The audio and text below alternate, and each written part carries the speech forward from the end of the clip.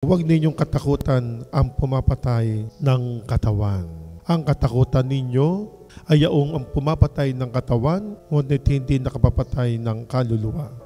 Alam na ng Diyos kung hanggang saan tayo, at kung tayo po ay iniibig ng ating Panginoong Diyos, ibig po niya, balang araw, makasama po niya tayo doon sa kanyang kaharian.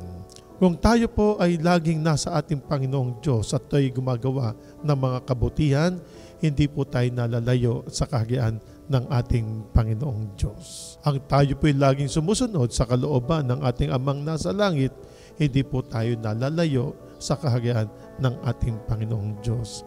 Ibig sabihin lamang po niyan, kapag tayo ay nasa kabanalan, kapag tayo laging nakasabutihan, tayo ay mahal ng ating Panginoong Diyos. At ganyan po na po, sikapin din po rin natin na tayo ay laging nasa sa ating Panginoong Diyos. Diyos lamang po ang tanging natin pong nalalapitan. Kapit lamang po tayo. Kaya nga po, sa ganito pong pagkakataon ipagdasal din po natin ang mga tao na pagminsan po nawawalan po sila ng pag-asa. Sila pinanghihinaan ng kanilang kalooban. Ang mga tao na pagminsan sila pinanghihinaan ng kanilang paniniwala.